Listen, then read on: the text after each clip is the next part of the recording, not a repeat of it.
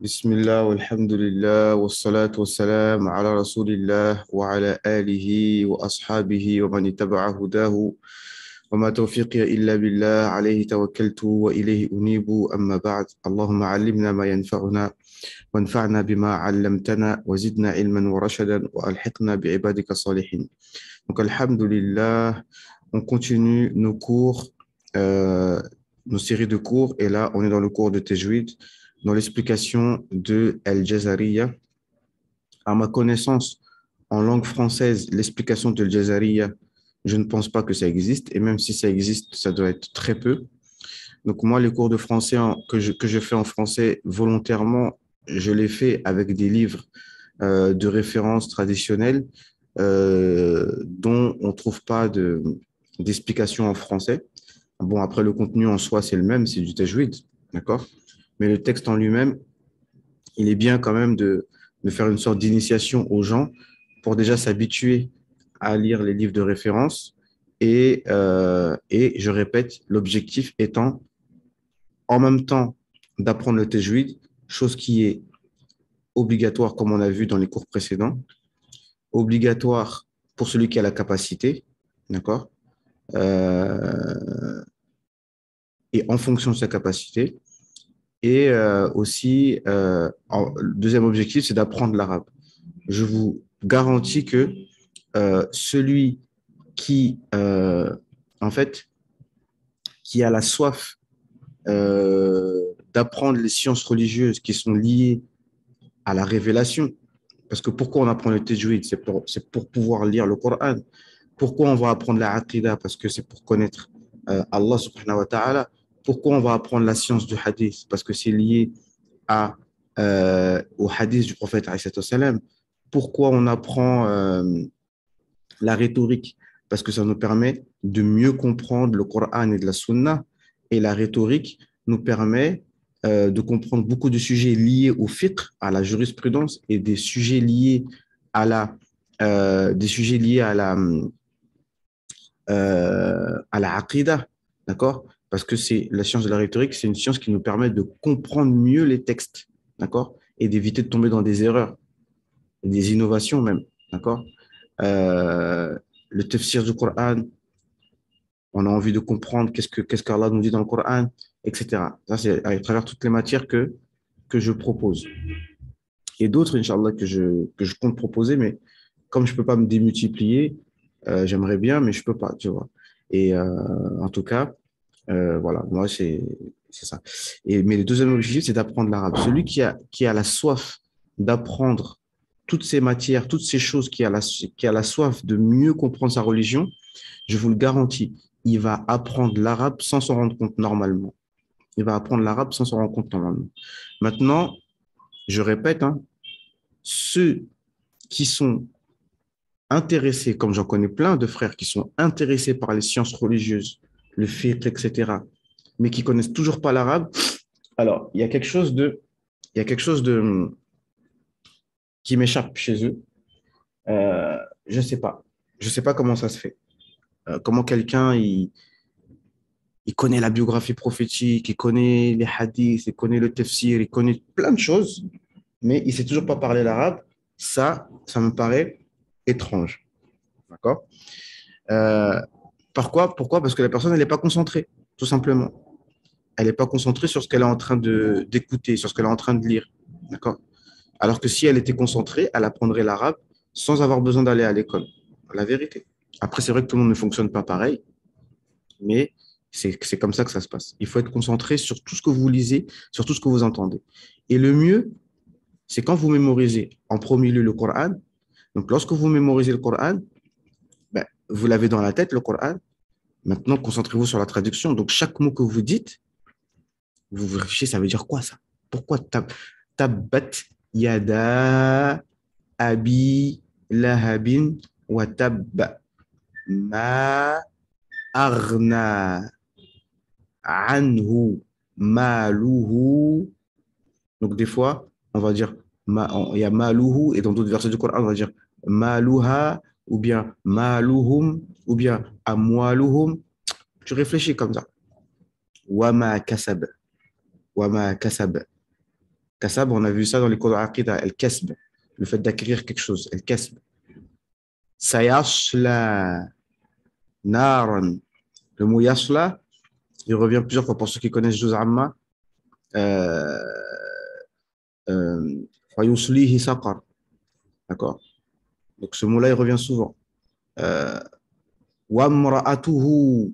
Wamra'atuhu hammalatu. Quoi hammal? Yahmil. Hammalatul hatab. C'est quoi hatab? Fi jidiha, etc. D'accord? Vous connaissez ces sourates, décortiquez chaque mot, vous allez apprendre. Ça, c'est la priorité, c'est le Coran. Après, il y a des hadiths qu'on connaît tous. إنما الأعمال بالنيات وإنما لكل امرئ ما نوى فمن كانت هجرته إلى إلى الله ورسوله فهجرته إلى الله ورسوله صلى الله عليه وسلم, etc. Donc, soyons concentrés. Ici, on a un texte. Le cours de tajwid qu'on fait, c'est un cours qui est basé sur un texte qui s'appelle Al-Jazariya. C'est un poème qu'il faut que vous vous procuriez. D'accord? Ça s'appelle Al-Jazariya. Vous tapez sur Internet, Google est là. Les gens méprisent Google. Oh, cher Google, cher Google. Il faut respecter cher Google. Google, il te donne les informations. Les informations, ce n'est pas les ilms. Les informations, ce n'est pas la science. Les informations, on prend de Google. La science, islamiquement parlant, le Nour, on ne va pas prendre le Nour de Google et de Bill Gates ou de je ne sais pas qui. Lui, on ne va prendre que des zulumat de lui. Qu'Allah nous préserve de ces gens-là. Zuckerberg ou le gars de Facebook, le gars de... Tous ces gens-là, c'est des... Qu'Allah nous préserve d'eux, ils sont... On dirait qu'ils ont été créés. Bon, bref, qu'Allah les guide. Mais en tout cas, voilà quoi. Internet, c'est Internet. C'est notre époque. On est dans cette époque-là. On est obligé de vivre avec notre époque. Mais dedans, on prend les informations. Ce n'est pas un problème. Les informations, on prend. On prend les PDF, on prend les choses. Donc, il faut savoir utiliser ça. Et mettez les claviers en arabe, s'il vous plaît, dans vos téléphones et dans vos ordinateurs. Tous ceux qui sont abonnés ici là, et qui me suivent, s'ils n'ont pas s'ils n'ont pas le clavier arabe dans leur téléphone, ils seront renvoyés. Ils seront sortis du groupe. Il faut mettre le clavier en arabe. Comme ça, tu commences à chercher en arabe certains contenus. D'accord? Voilà. Donc, il faut s'habituer. Moi, mon but, c'est de commencer à vous habituer à être sur les ouvrages traditionnels. Vous commencez à comment ça s'appelle, vous habituer à ça, vous familiariser avec ça. Donc, comme j'ai dit dans le dernier cours que j'ai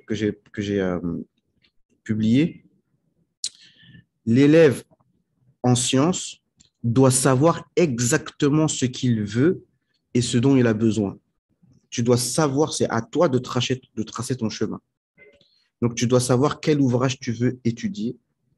Oui, c'est comme ça que ça se passe. C'est-à-dire que toi, tu viens avec El Jazaria, tu dis, Oustaz, voilà ce livre-là, je voudrais l'étudier avec toi. Je dis, je veux même. Voilà, tu vois, le livre est là. D'accord? Et de préférence, quand vous choisissez un Oustaz, c'est un Oustaz qui, Inch'Allah Ta'ala, qui a quand même un minimum de piété apparente, de spiritualité, et qui a des chaînes de transmission de préférence dans les sciences qu'il enseigne. Comme ça, au moins, vous êtes tranquille. Vous prenez en même temps, mashallah, de son... Parce que c'est des choses qui ne peuvent pas se transmettre avec les paroles. Même s'il n'est pas éloquent, mais s'il y a quelque chose qui se transmet, ben s'il a quelque chose en lui de positif, du nour, eh ben ça va se transmettre chez vous, bi'idhnillah azza wa jal. Et ce nour qu'il a, normalement, il l'a avec la chaîne de transmission jusqu'à la source de la lumière qui est Allah subhanahu wa ta'ala et son prophète alayhi salatu wassalam. Car le prophète sallallahu alayhi wa sallam a pris la lumière d'Allah subhanahu wa ta'ala, c'est-à-dire Allah a créé le prophète alayhi salatu wassalam et lui a mis, il a fait de lui une lumière, hein, Nourun, et cette lumière-là, le prophète alayhi salatu wassalam l'a transmise aux compagnons, les compagnons l'ont transmise aux tabi'in, etc., jusqu'à nos jours. Jusqu'à nos jours, il y a des savants qui ont pris la chaîne de transmission, la lumière du prophète, et c'est ça qu'on se doit de retransmettre. Et l'imam Jazari, d'ailleurs, qui est l'auteur de ce texte, eh ben, c'était quelqu'un qui avait justement cette lumière prophétique. Il avait ce qu'on appelle el kharqa. Bon, ça, c'en est pas une, hein. Ça, c'est juste une imama que j'ai eu, j'ai acheté au marché en Mauritanie, hein, tout simplement, hein. Un turban depuis 2014 que je l'ai. Mais bon, les soufis, ils mettent ce qu'on appelle le khirqa, c'est un tissu en fait qui prennent de leur shir, qui prennent de leur shir, qui prennent de leur shir. Et, mais symboliquement, c'est pour montrer qu'ils ont une chaîne de transmission, pas seulement dans les informations, mais dans le nour aussi. D'accord? Et voilà. Et qu'est-ce que je voulais dire aussi?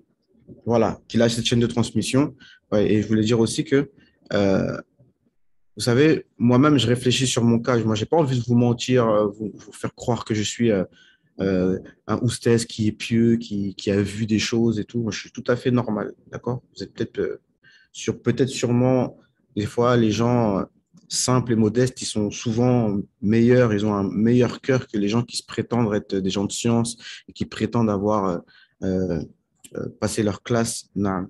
Comme la canne du prophète, alayhi salam, par exemple. Naam. Par exemple, ouais. Je pense peut-être que, je ne sais pas si elle est encore en circulation, la Harlem, naam. Et donc, c'est ça, des objets comme ça, tu vois, parce on a parlé de ça dans le cours précédent. Il y a des objets, il y a la baraka dans certains objets. Voilà, c'est Allah Azza wa Jal qui met la baraka dans certains objets. Si tu vas prendre, si tu as un habit, d'ailleurs, la bourda, le manteau que le prophète alayhi salam, avait donné à ce poète-là, euh, euh, Ka'b ibn Zuhayr, vous savez, il a donné ce manteau-là, il l'avait, et après, Muawiyah, il l'a acheté à je ne sais pas combien de milliers de dinars, il le voulait absolument, tous les émirs, ils mettaient cet habit du prophète sallam pendant des générations. Et ça, même l'imam Ahmed a pris l'habit du même Shafiri en disant que voilà, il espérait la baraka, le fait d'avoir cet habit-là, etc. Bref, tout ça pour dire que, et je termine, après on va commencer, mais c'est important, c'est que moi-même, des fois, je réfléchis sur mon propre cas et je vous le transmets. Et c'est une réflexion que je vous transmets. C'est que des fois, tu te poses la question, tu te dis, mais subhanallah, l'être humain veut faire des bonnes œuvres. Mais des fois, il voit que subhanallah, il n'arrive pas à les faire.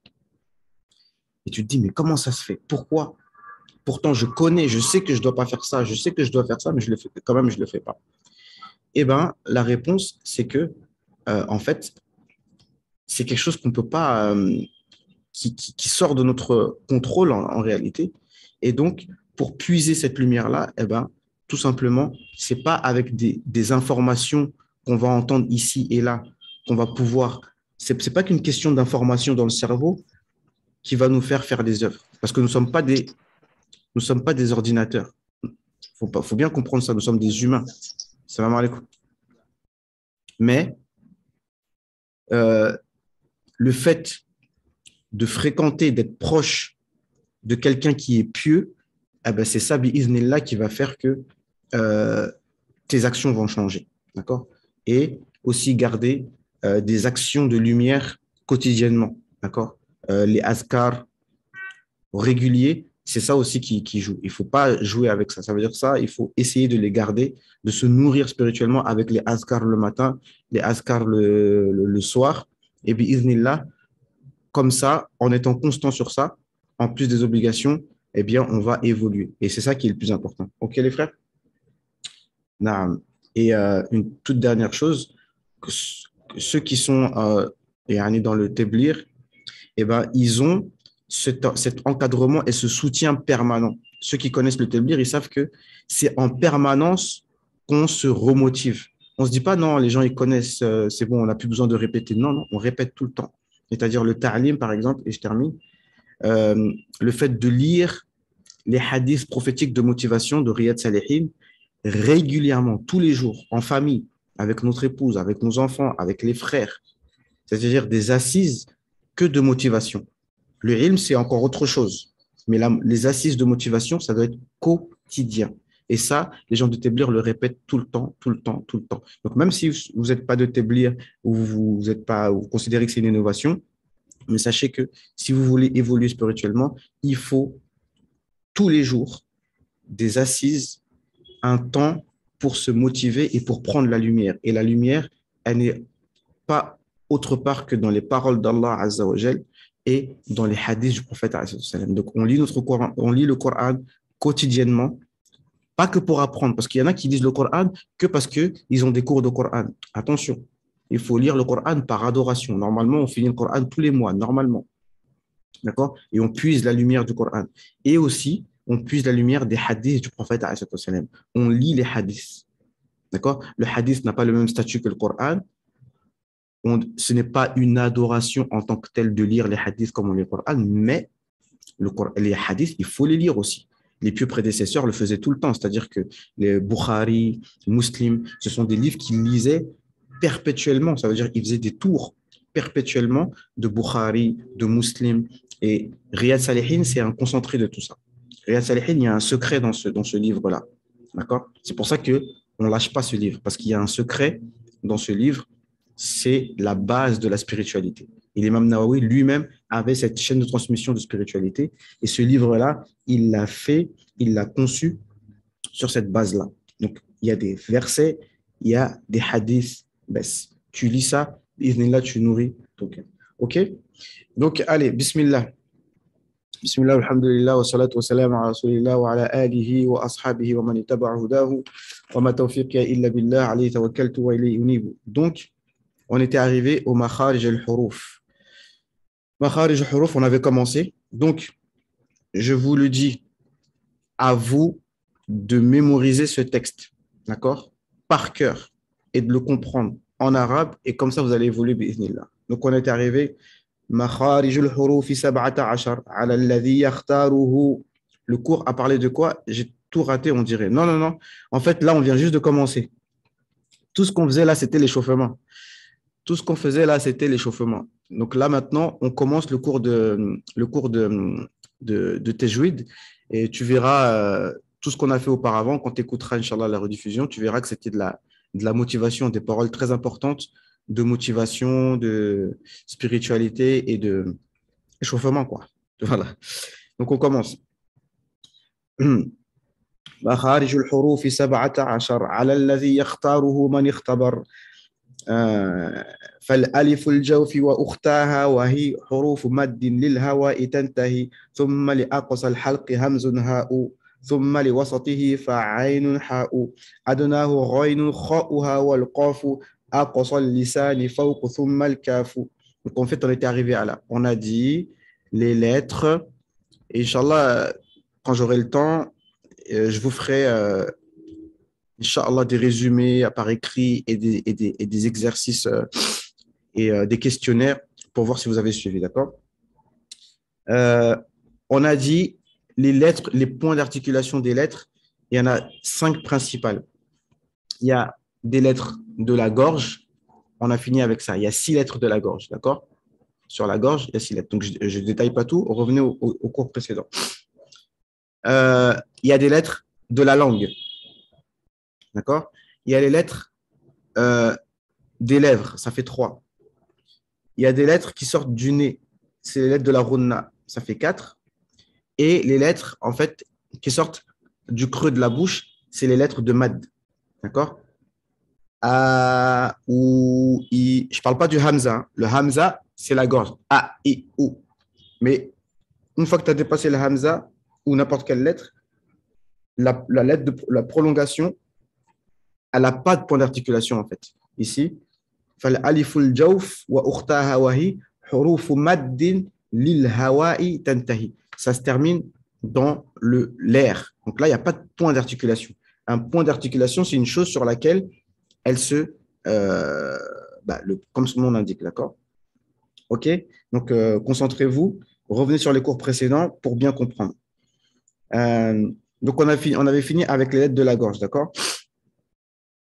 Avec les lettres de la gorge. Maintenant, il nous dit quoi? Adnahu, raynun kha'uha.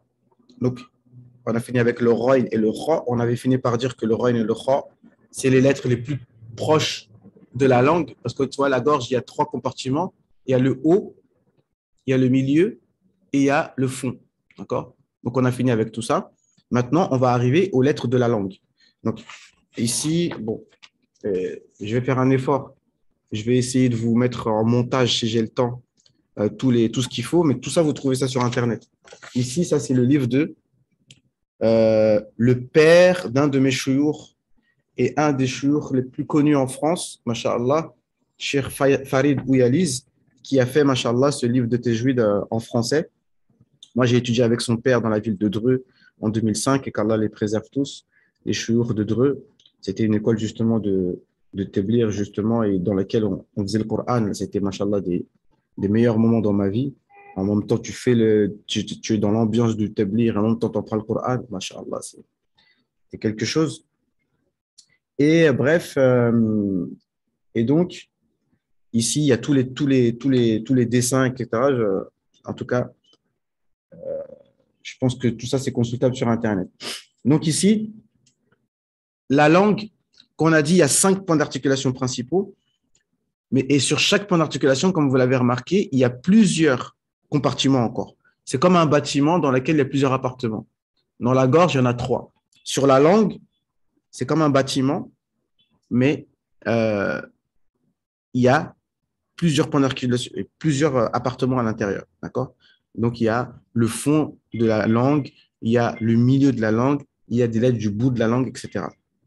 Donc, il dit quoi?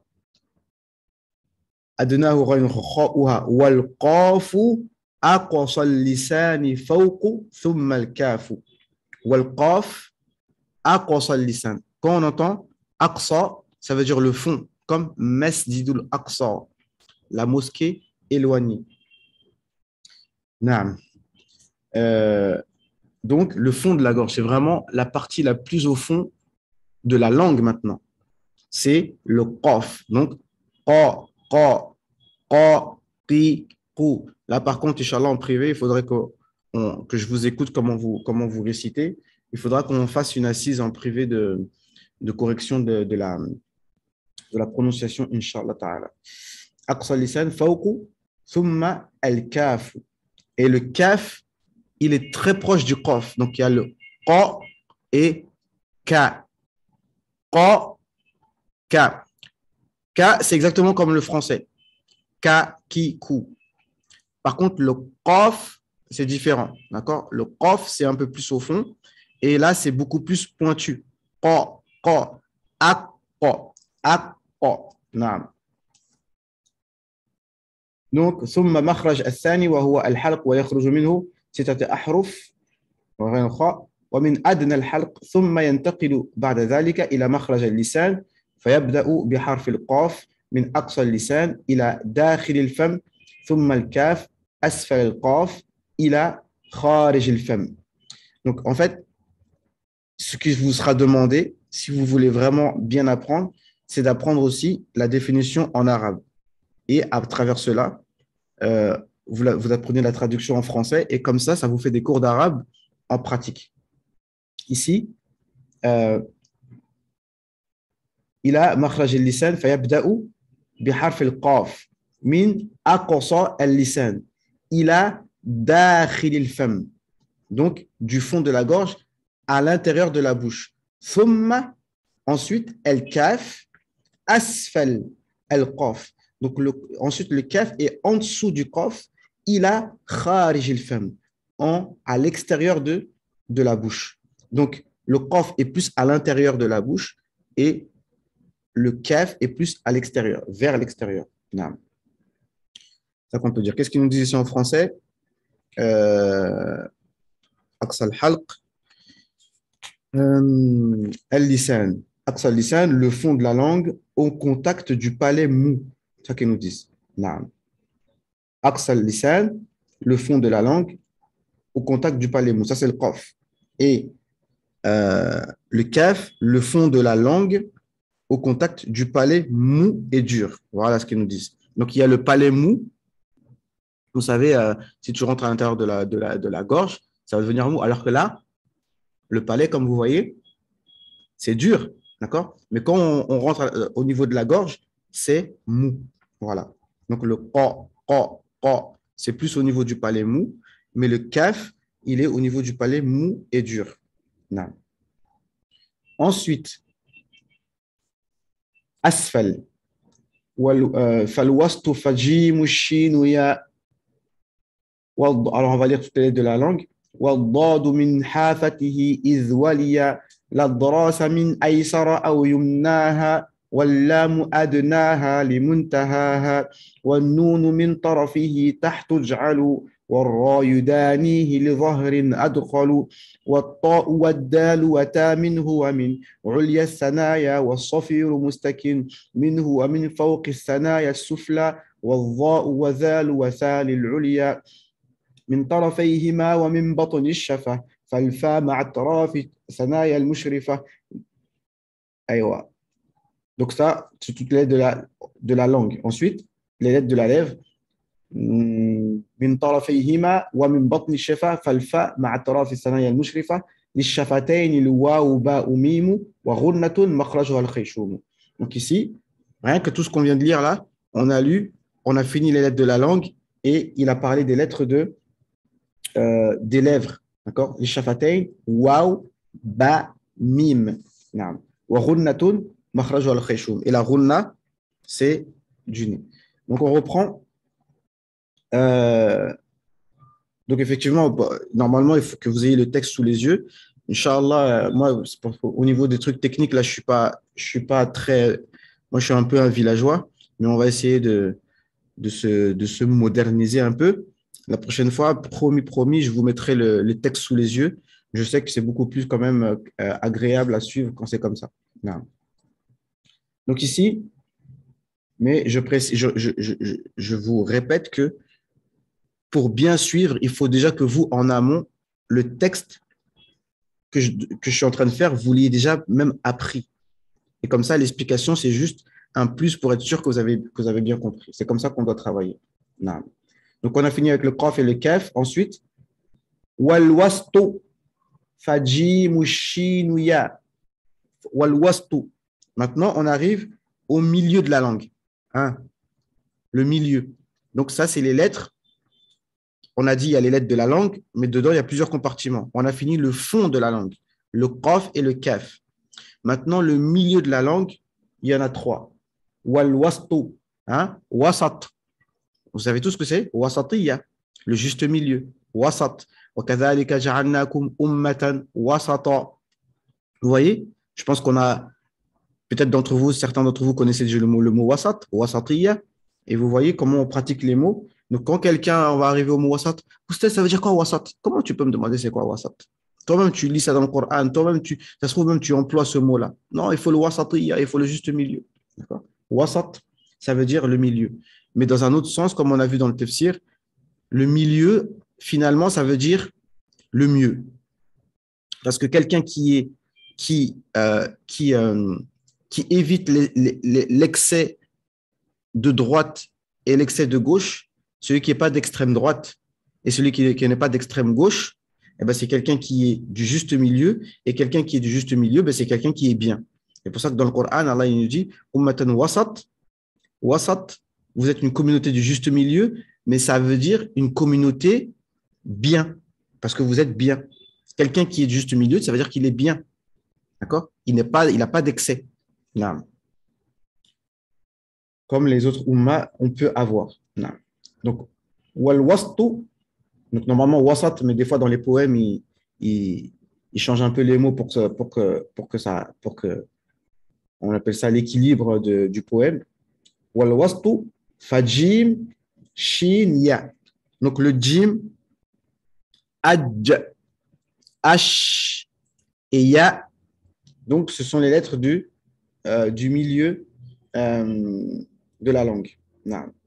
Ici, on dit quoi? Donc soyez concentrés. Là maintenant, on n'est plus dans les exhortations, là c'est le ilm. D'accord?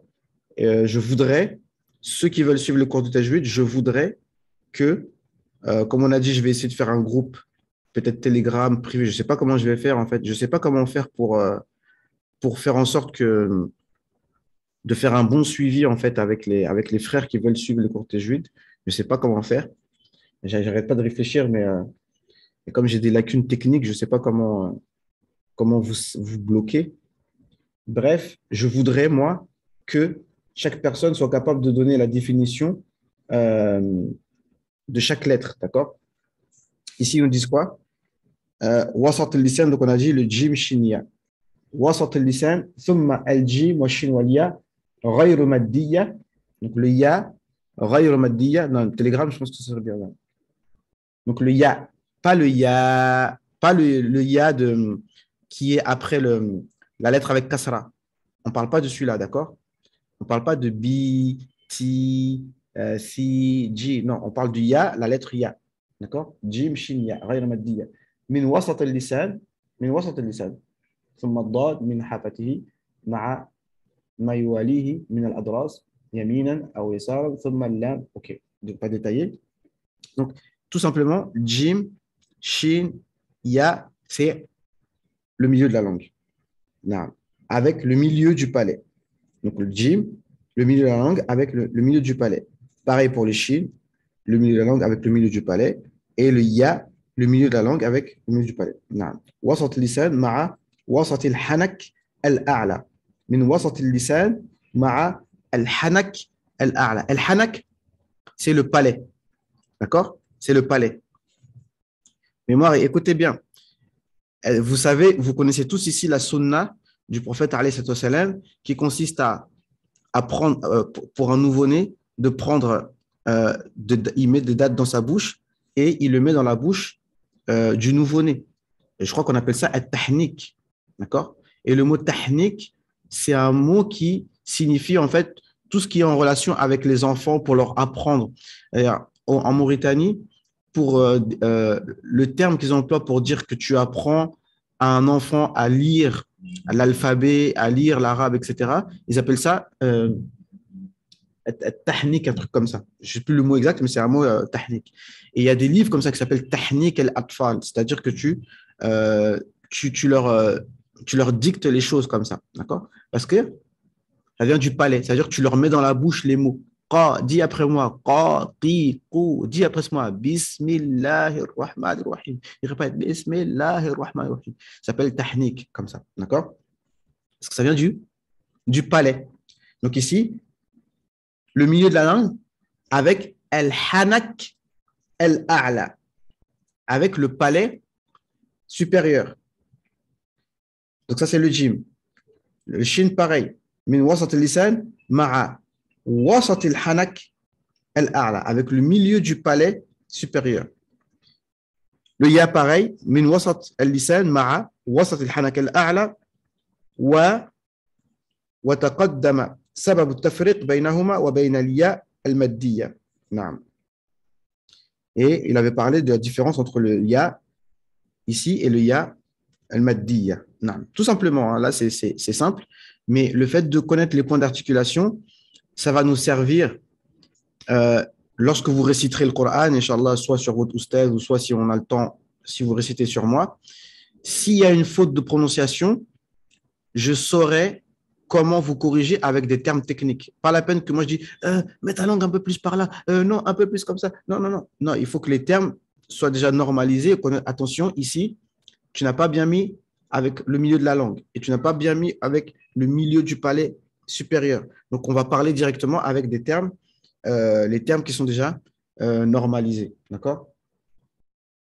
Donc, ça, c'est au niveau des lettres du milieu de la langue.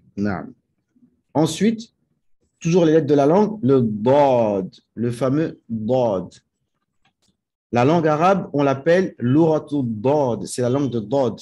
C'est la langue qui est spécifique à la langue arabe. Peut-être qu'il y a d'autres langues où il y a le dad, je ne sais pas, mais en tout cas, c'est une lettre qui est spécifique à la langue arabe. Enfin, pas seulement spécifique, mais en tout cas qui est la plus dure à prononcer. Donc, celui qui sait prononcer le dad, ça veut dire que il sait prononcer, toutes les lettres de l'arabe seront faciles à prononcer pour lui. والضاد من حافته إذ ولي للضراس من أيسر أو يمناها. Donc c'est le dad, donc il reste 4 minutes. Il faudrait quand même qu'on finisse les makharij. On n'est pas super pressé, mais bon. Le dad والضاد من حافته. Donc le dad, par contre, c'est le côté. Donc vous pourrez voir les schémas sur Internet.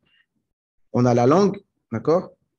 et sur les côtés de la langue, d'accord? Et donc, ce n'est pas le milieu, c'est sur le côté. Là, on avait vu le fond de la gorge, là, on a vu le milieu, et là, c'est sur les côtés. Min havati idwaliya l'adras, à côté des grosses dents. El adras, pareil. Ad-dirsu, c'est les molaires. Et la dent de sagesse, on appelle ça dirs al-aql ou bien dirs al-hikma. D'accord? La dent de sagesse. Donc, vous voyez, on apprend de l'arabe en même temps. Al-adras. Et on peut les appeler aussi nawajiz, comme dans le hadith. Hein? Addu alayha bin nawajiz. Nawajiz, c'est les dents du fond là qui sont bien fermes. Naam. Donc ici, el adras, c'est le pluriel de dirs.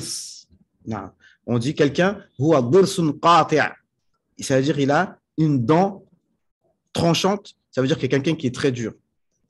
C'est comme on avait, il y a Aïcha radiallahu anha, mais c'est pas en mal. Hein, faut faire attention. Nous, on n'est pas des chiites. On parle toujours en bien de Aïcha radiallahu anha, mais il est dit d'elle qu'elle était dirsun qati'a. C'est-à-dire quand elle était sortie pour le combat, etc. Elle menait les combats, en fait, on peut dire.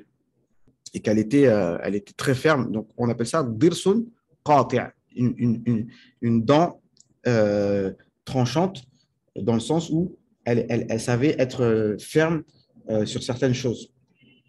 نعم. الدراس من أيسر أو يمناها. نعم. Donc, soit à gauche, soit à droite.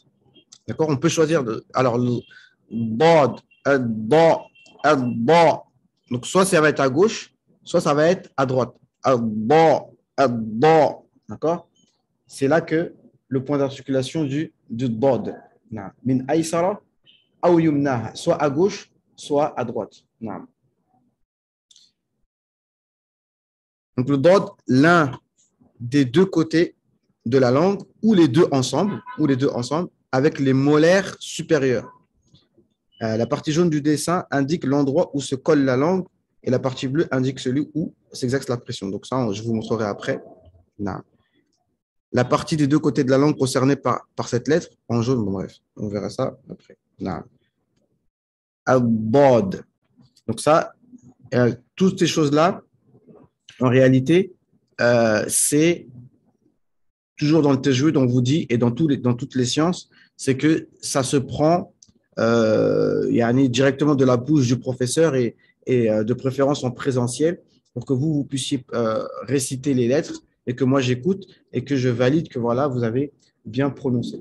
Ça, c'est de la théorie, c'est important. On voit comment nos prédécesseurs ont enregistré et analysé comment les gens prononçaient, même s'il n'y avait pas il y avait pas de vidéo, il n'y avait pas de magnétophone, mais ils nous ont tout gardé. Et jusqu'aujourd'hui, alhamdoulilah, on lit le Coran comme c'était. Bon, on va reprendre, là, ça va couper brusquement. On va reprendre quand même. Il faut qu'on termine quand même les makharij.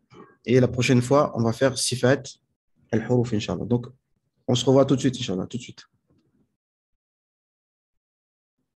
C'est bon pour tout le monde?